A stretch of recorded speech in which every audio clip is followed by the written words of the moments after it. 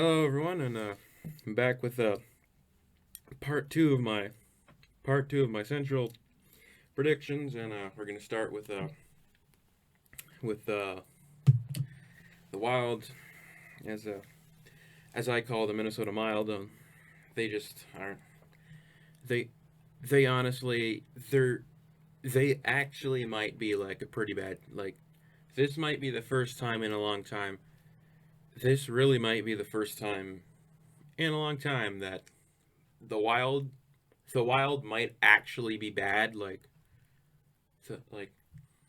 they made the playoffs a few years ago. They missed. They missed in 2019, and but they barely missed. They barely missed, which again defines why they're forgettable, because the Wild just and and again they play a bit of a boring, like, not just a bit, that's understatement. They play a really boring style of hockey, and that's not good. Despite there's some really there's some there's some really underrated players on this team, and it's because no one really knows they have a team. And again, I forget if Scott Stevens is still behind the bench as well, which is not surprising because, again, the Devils were really boring, but at least the Devils were good when they're boring. The Wild are bad and they're boring. So I'm not like I like the Wild. I really don't dislike the Wild, and yet I I find myself turning the channel to another game because they're boring. There's not much interest in the Wild, and it's a boring team to watch, and they're not even good. So I really I really don't really see the reason to watch a Wild game. And and and again, I hope Bill Guerin decides, like if they start or they get really bad, even if they're average and they might make the playoffs, I really want him just to tear the team up and just, maybe start trading Suter. I've always said try to trade him, which it's probably impossible. Parise would be impossible to trade too, probably.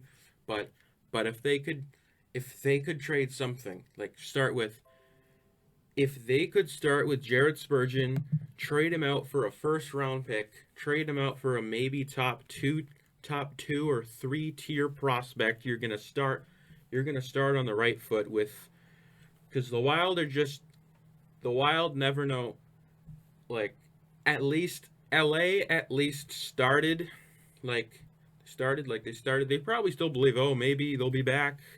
They traded, but trading a Muzzin was, good. They start like they started to get a bit younger, but they're still old, but they started to get a bit younger in LA, but still they have a lot of work to do in LA. Minnesota, I mean, getting Donato for Coyle I think that's a steal of a trade. Yes, he did well in the playoffs, but Charlie Coyle. But did Charlie Coyle ever do anything in Minnesota? Not much. He didn't do much. Donato was playing. He was playing like I thought he would. Minnesota, like He's a player I would actually watch. Like Gremlin, Gremlin's not there, so I don't know. He's not there. He was a player I liked. He's gone because they got Fiala, and Fiala is not Gremlin level. Fiala's a decent. I think Fiala's a top six. Yeah, he is top. Like sometimes he could be a third liner because, like, Nashville was insane. So sometimes he wouldn't even be on the second line, but Fiala's. I'm and again, I like there's two player. I am fans of the Wild players in a the Wild's players in a the Wild's players in a you know Fiala and Donato. I'm fans of them. Some of my fans. I love. And again, I've talked about it in an earlier video. I'm a huge I'm a huge fan of Spurgeon, and I love Dumba. Which Dumba, they could Dumba. They could also start out with trading Dumba, even though he's arguably, I mean, and also I would say this too because the Hockey News they basically predicted Dumba was going to score the most points on the team. It's not bad if your defenseman's really good and he's a top scorer, but the problem is he's not he's not he's not like a 60 a 60 a 60 point defenseman like he could the projection like the Hockey News projects Dumba to get 55 points. That's the leading goal. And I wouldn't be surprised. I wouldn't be surprised if that was the leading goal scorer unless Donato came out crazy and scored 60 points. I don't really I agree. I think Dumba could be their leading goal scorer. So I think they could trade him out too. Like think Dumba's like I remember last year when Dumba signed 5 million, like his contract was 5 million, and everybody overreacted. And everybody Dumba's contract was 5 million, but everybody overreacted, and it's like 5 million is a steal at this point for Dumba because he's the way players are getting signed. He should be getting 7.5 to 8 million. Honestly, he's that good. He's their best defenseman, in my opinion. Suter, 3 years ago, Suter was their best defenseman. Since at least last year, Dumba is by far been their best overall defenseman, and I don't even think it's close. Now again, there's some guys on the team that's good, but it's not a great team.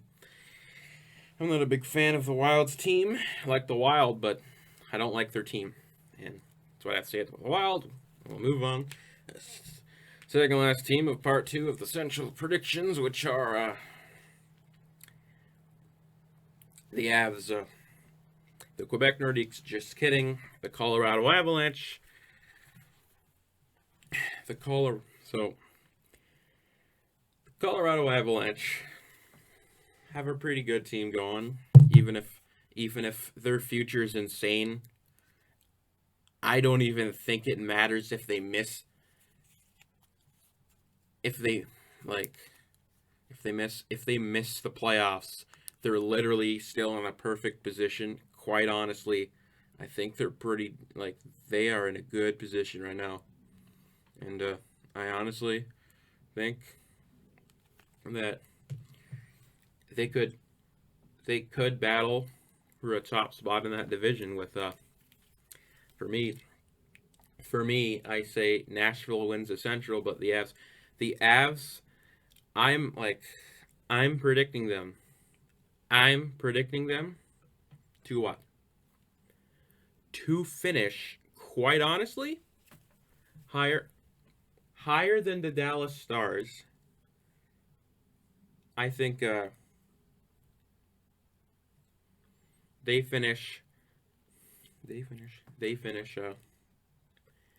will finish third in the Central, above Dallas, a couple points and a couple more wins, because I think that they are a threat. I think they are a big threat in the league now, and teams are going to start, especially if they can get Rantanen done, if they can actually sign Rantanen. I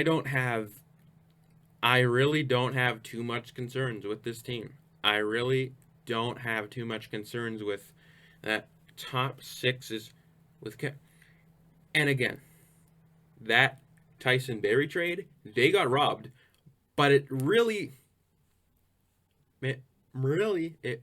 doesn't matter because Kadri as a second, because what does everybody say? They're just a one-line team, and they technically were last season, and they struggled to get in the playoffs. But with actual depth now in the center, like they lost Kerfa, but he's traditionally a third line center. I don't think he's actually a second line center yet. He hasn't became that player. You know who has became a second line center? 2 years ago. 2 years ago. Nazem Kadri, well, the last, I wouldn't say 2 years, but 2 years 2 straight seasons before last season. Guess what Kadri did? He scored 30 goals on the second line with the Leafs. That's before Tavares came to the Leafs. Then Tavares comes to Toronto. He's on the third line. He can't score that much. He comes to Colorado. They have McKinnon, and that's it. They don't have a center that is insane that he's on the second line. So that's why they brought in Kadri. And Colorado will potentially have a 30-goal scorer on the second line. So McKinnon 30 goals probably. Kadri 30 goals. Rantanen probably 40, quite honestly. Landeskog maybe 30. So you got three, 4 30 goal scorers on the Avs. The Avs. Quite honestly, you really could have 4 30-goal scorers on the Avs. And honestly, that is insane. Not just 3 30-goal scorers. You have 4 potential 30. And even if it's just 2 30-goal scorers, 30, that's probably fine. 30. Kadri doesn't have to score 30. If he gets 20 and 50 points, that's decent. That's decent. That's really decent. That's decent. That is decent. But if he can get 25 to 65, I think the 65 point mark would be a good Kadri, a much better Kadri, and I think that would be good for the Colorado Avalanche. And third in the Central is my opinion, because second in the Central I have not talked about yet. That's my last team. Yes. My last team. That's the Stanley Cup champions, St. Louis Blues, which basically have the same team. And if Binghamton is anything like 2019, they are not going anywhere. If he's like a 9-10, 9-13, they're still making the playoffs, but they're barely making the playoffs, because goaltending is super important. Do you think the Blues are anywhere without? The Blues do not beat the Bruins without Binghamton. Game 7 first period was the perfect example. They were basically losing 10-0 after 1, but Binghamton was like, okay, I'm going to be Patrick Wall in the first period, and then it's history pretty much. That's how it worked. Goaltending changes everything. I mean, the Boston Bruins, they had Rask just playing phenomenal all playoffs. That's why they went to the finals. So the Blues need Binghamton to be at least half of what he was, because is he a Hamburglar? Hopefully not. That was just a disaster after that run. He couldn't even play in the playoffs.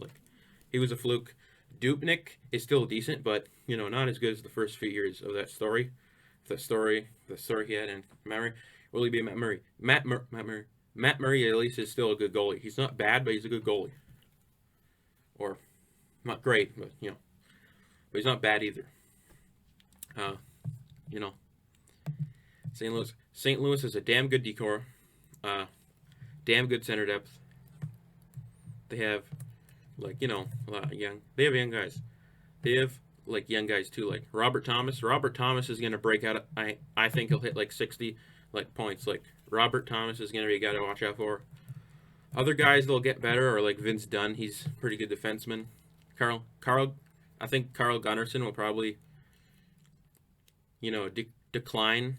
So they're gonna have guys decline. I think they could have hangover.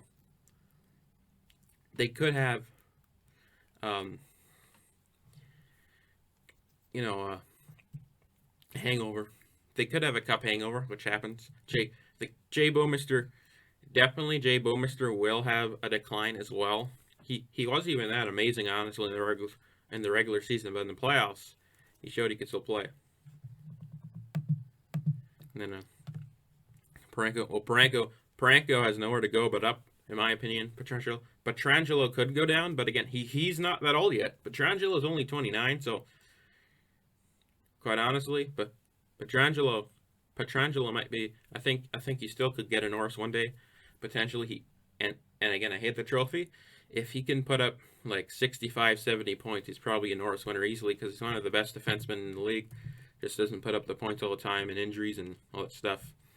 And again, I'm curious what's going to happen with Jake. Are they going to trade Al? Like, would they actually consider trading Allen for something else, or just keep him as a backup? I don't know. And you gotta, I think Fabry's going to get another shot to do something. Oscar Sundqvist, he's going to become somebody. He has a bit of a nasty, he has a nasty side. You saw what he could do. He could hit people, and he has a pesky type of thing. And I'm a big fan of Tyler Bozak. He's a good center. Braden Shen's good. Alex Steen's still pretty good, but he's going to decline. O'Reilly, I think he could get more. I think he could get 80 points. And Tarasenko, probably maybe 70 points. Probably, well, if he doesn't get 30, that's obviously a failure for Tarasenko, because when he doesn't score, what is he doing? He's better than Laine right now defensively, but not much better. If he can get 40, that's a great year for Tarasenko. And 50, that's the best season he's ever had. Ever had, pretty much. So yeah, that's basically the predictions for the Central. The Wild last, St. Louis second, and Avs 3. And the first video, you saw the other ones. I did a video for each team, but it takes too long, I think. Just do one whole video for each team, so it's easier. And I'll talk to you all guys later in the next video.